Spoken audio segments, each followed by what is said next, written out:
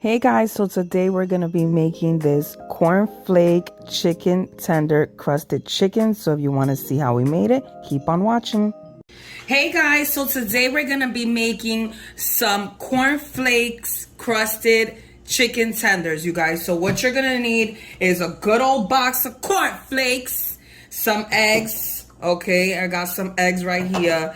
I got some sazon here. Don't worry about that though. I'll show you guys a little bit later. Darlene just made this fresh batch, and the reason why it's red is because I used red peppers, but you could use any peppers of your choice. And then let me show you the chicken tenders that we have. They kind of slimy, the bag. I know, that's why I'm using it like this, but these are the tenders that you want to use. You can actually do chicken breasts as well. You could cut them yourself if you can't find these, or you can make them like chicken cutlets, but make sure that they're thin. That way they cook even. I have some water in this bowl that is strictly just for marinating meat. We do not use this bowl for anything else. And now we're just gonna add some vinegar. I might add some lime to it or lemon. You don't have to do this step if you don't want to. We like to do it because, you know, we were raised this way, and we find that our meat, anytime we buy it, it's slimy. So we don't like extra meat juice if we don't need it. So yeah. Okay, you guys, so I wanted to share this with you guys. Don't mind how my setup is, but bear with us. Anyways, I wanted to show you this because I never really noticed this meat the way that it comes now. So as you can see, you see this? This is the membrane that comes all the way to the bottom of the chicken tender, okay? So I find myself of having to use a knife and just taking a whole bunch of chunks off because I'm not a butcher. So you take this little piece off, you just hold it and pull it apart, right? And then what you do is you gotta grab napkins. See how nasty, slimy that meat is? I don't like that. So you're gonna grab some napkins, okay? Let me see if I could do this because since I'm recording, it's gonna probably be harder for me. So you hold it, the top with a napkin, okay? And then you put your fork in between it, right? With the napkin is gonna be your guide. You see that? You see that membrane coming apart? Look at that. That's all between the meat. So if I used a knife, I would have took half of this chicken off. So this is a good way of doing it. I got this hack some way, somehow. I think it was YouTube or something like that. Pero miren eso.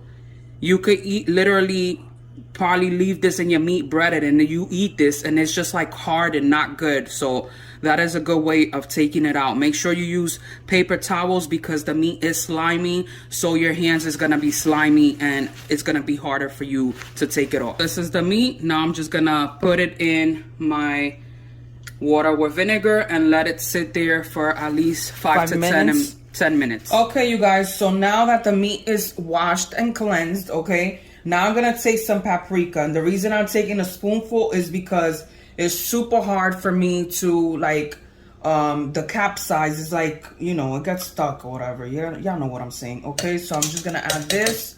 Then I'm gonna take some sazon, okay, with the same clean spoons. Okay, I'm gonna add this much because I want it to be flavorful, okay? Let me put this right here and let's add some salt. Now I, go eyeballing everything. Y'all can, start with 1 little teaspoon at a time. I've been cooking for years, so this is the way we do it. I'm gonna take some garlic powder, add some of that as well. Some black pepper. Look at all that black pepper. I love black pepper, especially this one because it's really peppery, okay? So if you want something a little bit more potent, then use this one, the one that has the, like you can mill it yourself. Like grinder. Yeah. You got what I'm saying. Sometimes Marlene is... Yeah, I'm not good describing stuff. Yeah. We've changed... It's a difference. Like one day they didn't have regular black pepper at the dollar store, and I got the one with the grinder. I've never went back, you guys. I'm gonna add a little bit more salt just because I want both sides to be seasoned well. Usually you just when you throw the salt on top, the bottom doesn't get coated with salt. So that's why I did that. And now I'm going to keep mixing this, making sure each side of the meat is covered in seasoning, because as you can see, there's some parts that are not seasoned yet. And we are gonna let this marinate overnight, because we find that when you let meat marinate for like a day or two, the flavor is more intense, if that makes any sense. And it seeps inside the meat as well, not just the outside. So it's way more flavorful. Here we took a little bit more paprika and garlic powder, and we added more. Here I have some oregano. I washed my hands again. And what we like to do is take our oregano or like cilantro flakes or parsley flakes, anything like that. And we like to crush it with our hands, because it releases a lot of its natural oils. So we like to take this little by little. I think I'm gonna get, what's that called? Like, it's a grinder? I don't know if it's a grinder or like a como un pilón, so that we can put all the fresh seasonings and just do it like that, because it's so much easier. So you can smell, like, as soon as you rub the oregano with your hands, you can smell the oils. Yeah, so oh my goodness, it smells amazing. So I just gonna add this little bit left. And again, remember, the longer this sits, the better it's gonna taste. So I'm so excited to let this marinate and do its thing overnight.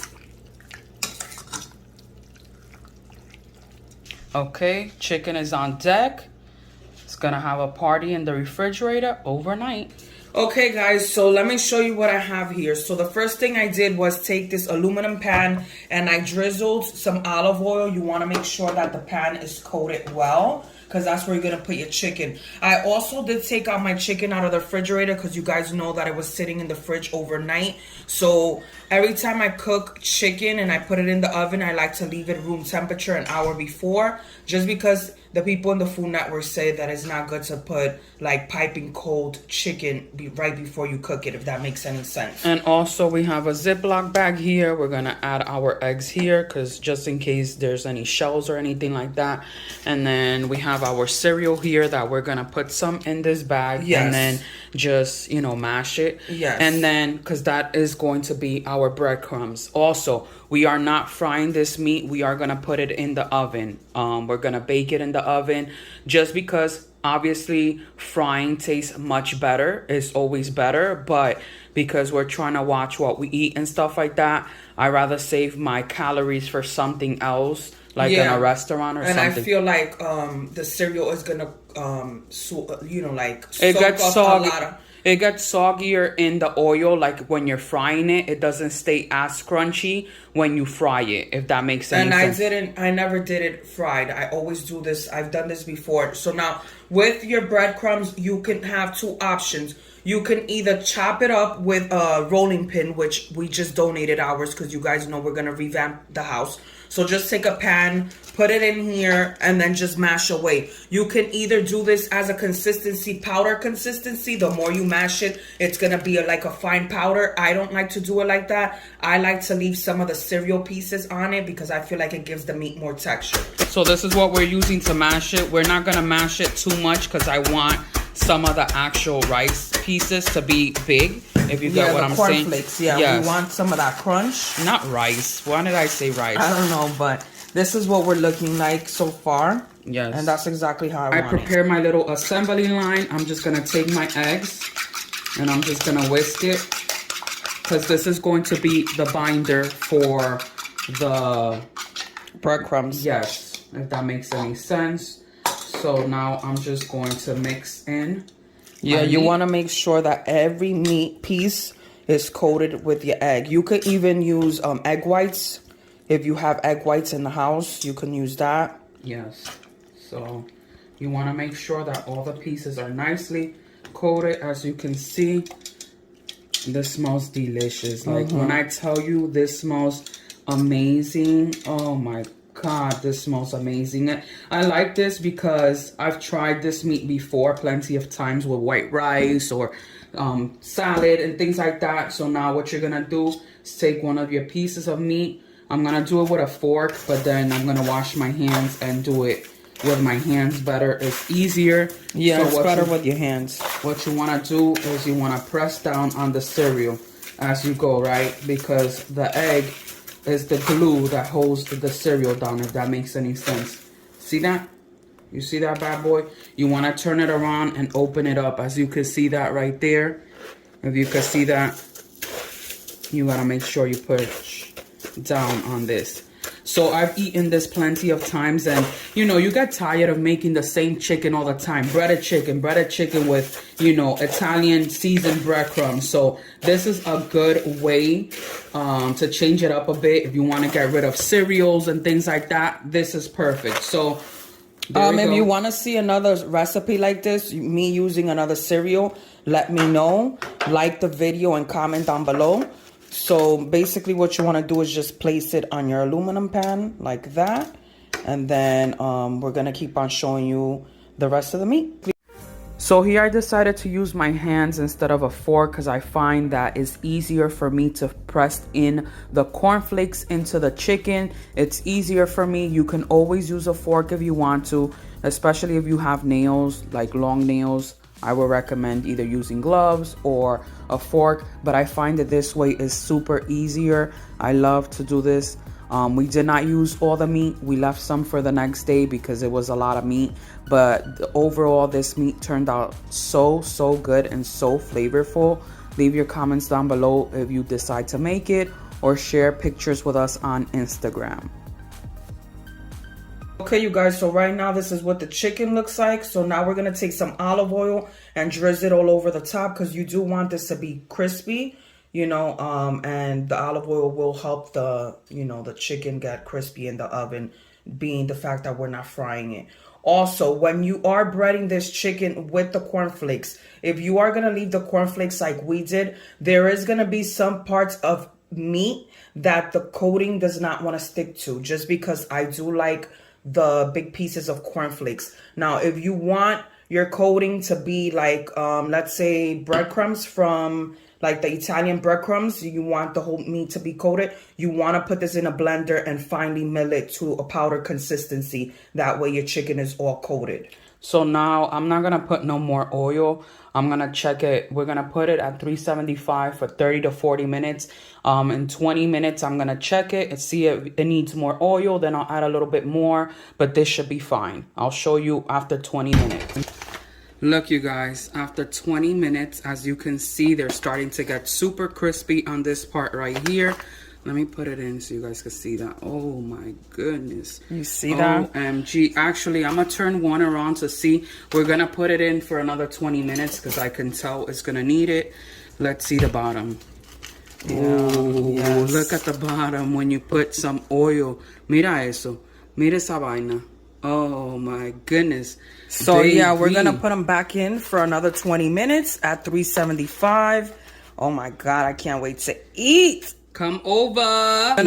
Okay, you guys, so we ended up cooking the chicken overall for 50 minutes at 375. So one of the tips I want to give you is on the once you take them out after 25 minutes, I recommend you flip them over. Two of the pieces were a little bit bigger pieces than the rest of the pieces in the pan. So the smaller pieces, they were crispy on the top and on the bottom. And then the bigger pieces, the two bigger pieces, were a little bit soggy because we didn't flip them over. So I say just take them out after the 25 minute and flip them over so that they can be crispy on both sides. This is what I'm talking about. We did 50 minutes, 375. It is looking scrumptious, you guys.